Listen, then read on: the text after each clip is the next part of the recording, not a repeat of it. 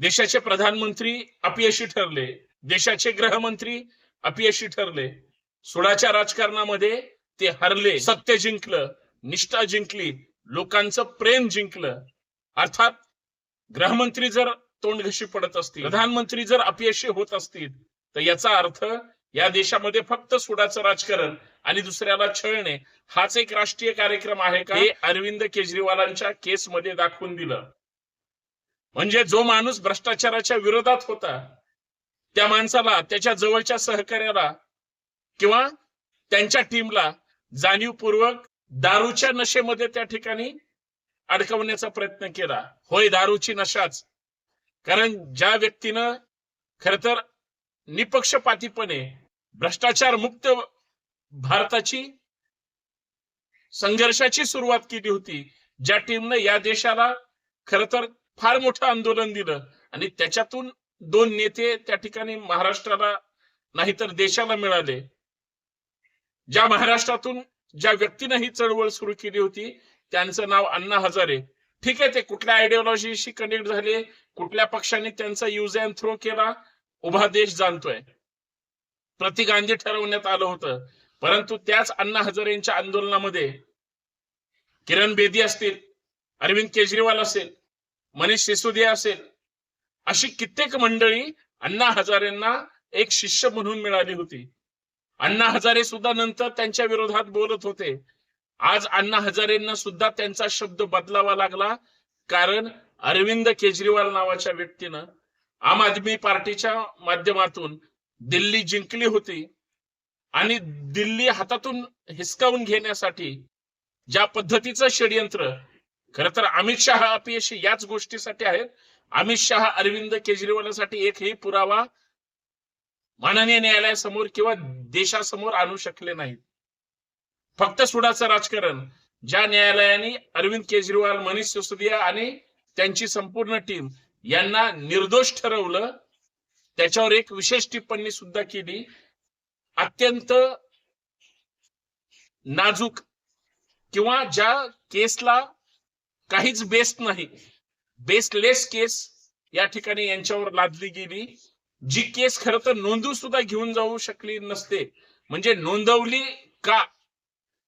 कुठल्या पोलीस अधिकाऱ्यांनी जाणीवपूर्वक हे सुडाचं राजकारण केलं, सीबीआयनं कशा पद्धतीनं षडयंत्र रचलं, या सगळ्या गोष्टी माननीय न्यायालयाने त्या ठिकाणी निदर्शनास आणून दिल्या. खरं तर अशा प्रकरणामध्ये जे कोणी अधिकारी असतात त्यांची नुसती कसून चौकशी नाही, त्यांची विभागांतर्गत चौकशी नाही, त्यांना जागेवर बडतर्फ सुद्धा केलं पाहिजे, कारण ते कुणाच्या तरी हातचं भावलं म्हणून काम करतात. शेवटी जिंकलं कोण? केजरीवाल. जिंकलं कोण? मनीष सिसोदिया. हरलं कोण? थेट प्रधानमंत्री. हरलं कोण? थेट देशाचे गृहमंत्री. याचा अर्थ असा आहे, या देशाची न्याय व्यवस्था इतका संकटाचा क्रिटिकल काळ असताना सुद्धा केजरीवाल सुद्धा बोलले. केजरीवालांनी पण स्पष्ट सांगितलं की ज्या पद्धतीचं सध्या देशामध्ये सगळ्या एजन्सीज आणि त्यांची माणसं सरकारनं हाताशी धरून ज्या पद्धतीचं सुडाचं आणि एकंदरीत कुटील राजकारण केलं जातं, परंतु दिल्लीतल्या या माननीय न्यायालयाने आमच्या बाजूनं निर्णय दिला, सत्तेच्या बाजूनं खरं तर निर्णय दिला. आम्ही तर एक घटक आहोत आणि या सगळ्या गोष्टीमध्ये अपयशी पडण्याचं काम शेवटी आज काल निकाल लागल्यापासून आतापर्यंत 2 दिवसामध्ये एकाही भाजपच्या नेत्याने साधी सिंगल प्रतिक्रिया दिली नाही. आता पूर्ण देशाला समजलंय, इतर राज्यांना सुद्धा समजलंय, नरेंद्र मोदी साहेबांचं राजकारण, अमित शहा साहेबांचं राजकारण हे शुद्ध सुडाचं राजकारण आहे. सुडाच्या राजकारणामध्ये त्या राज्यातल्या त्या नेत्यांना छळणं, टार्गेट करणं, एजन्सीचा चुकीच्या पद्धतीनं वापर करणं हे त्यांनी आता ओळखलं. कारण दिल्लीमध्ये केंद्र सरकारच्या हातात तिथली पोलीस यंत्रणा आहे. खरं तर एखाद्या राज्याच्या मुख्यमंत्र्याला, एखाद्या राज्याच्या उपमुख्यमंत्र्याला ज्यावेळेस केस दाखल होते, अटक केली जाते, एकही ज्युडिशियल सिस्टीम खरं बोलून या माणसावर चुकीची कारवाई होते असं म्हणायला तयार नव्हती. आणि सगळ्यात महत्वाचं, केजरीवालांनी सुद्धा या केसमध्ये आम्हाला खोटं अडकवलं जातंय हे जरी पब्लिक डोमेन मध्ये बाहेर बोलत असले तरी आज सुद्धा त्यांनी जर तशी ताकदीची मांडणी केली असती, त्याच क्षणाला न्यायालयानं खरं तर जामीन देणं अपेक्षित होतं. परंतु विनाकारण बदनामीचा बादशाह केजरीवालांना केलं, तेही अपयशी राजकारण करणाऱ्या नेत्यांमुळं. आता काय झालं, संपूर्ण देशामध्ये अरविंद केजरीवाल ताठ मानेनं फिरू शकतात, कारण तिथं सत्याचा विजय झाला. मी या व्हिडिओच्या माध्यमातून हेच शोधण्याचा प्रयत्न करतोय की महाराष्ट्रातले बरेच नेते भाजपनी आपल्या ताब्यात घेतले, आपल्या वळसणीला बांधले, आपल्या पक्षासोबत घेतले किंवा सरकारमध्ये घेतले, मग ते राजकीय पक्ष असो किंवा त्यांचे नेते. आणि जे जे आपल्यापासून लांब जातात त्यांच्या मागे ईडी, सीबीआय, इतर एजन्सीज लावल्या. त्याचं एक मूळ कारण आहे. ते कारण म्हणजे हे विरोधी पक्षाचे लोक आहेत. तुला ना मला घाल कुत्र्याला अशी सध्याच्या एकंदरीत राजकारणाची परिस्थिती निर्माण कुणी करून ठेवली? खालच्या कार्यकर्त्यांनी. कार्यकर्ते आपण कुणाला नेता बनवतोय आणि आपण कुणाच्या नेतृत्वाखाली काम करतोय हेच कळायला मार्ग नाही. नेता गडबडला, कार्यकर्ते तर ढूस होऊन जातात. नेत्याच्या मागे जर मोठ्या मोठ्या चौकशाच लागल्या, कार्यकर्ते काय करणार आहे? कार्यकर्ते फक्त फार तर जय म्हणू शकतात. मग कार्यकर्ते विखुरले गेले, चांगले होते बाजूला गेले, तिथं स्वार्थी आले. नेत्याने पक्ष बदलला, नेता बदलला, भूमिका बदलली, त्यांच्या काम करण्याचा मार्ग तोच. म्हणून आंधळ दळतय अशी सध्याच्या राजकारणाची परिस्थिती आहे. आणि हे नुसतं महाराष्ट्रात नाही, इतर राज्यांमध्ये सुद्धा होतंय. दिल्लीनं ते भोगलं, झारखंडने सुद्धा भोगलं.